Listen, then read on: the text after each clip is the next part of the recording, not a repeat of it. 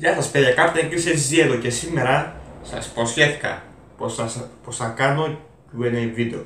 Ναι, ξέρω, έκανα 2 βίντεο ακόμα παράξενα, δείτε το επόμενο βίντεο αυτό που κάνω τώρα, αλλά δεν πειράζει. Λοιπόν, σας ζήτησα να γράψετε ερωτήσεις κάτω από το τελευταίο βίντεο που έκανα, όχι αυτά τα 2. Ποιο ήταν, κάτι το κουτιμάνο νομίζω ήταν, το σκετσάκι που έκανα και τα λοιπά, που ήταν αστείο. Και είπα ότι κάνω ένα YDP για τον Charmix, έναν YouTuber, έχει 3 κανάλια.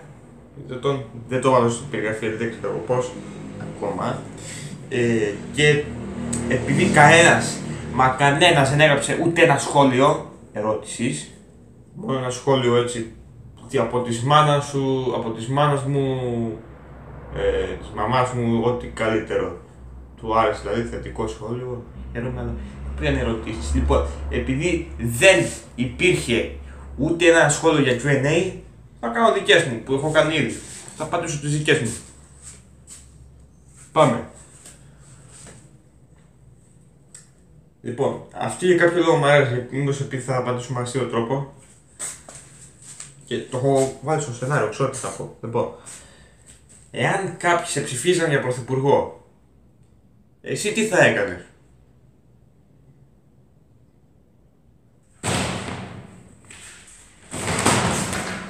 Γεια σας, ευχαριστώ πάρα πολύ.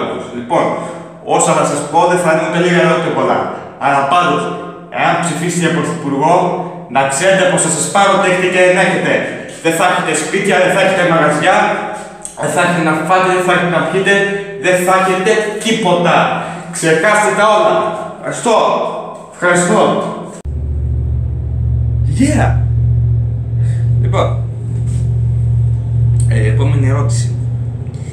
Τι τρέχει με το Στράτο? Τελικά ο Στράτος είναι πιο χαζός ή το Φορτηγό? Φορτηγό, καλή τώρα.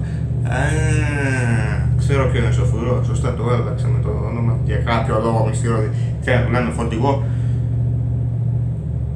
Λοιπόν, πολύ καλή ερώτηση. Πώς θα την απαντήσω αυτή? Λοιπόν, άκου τι θα κάνω.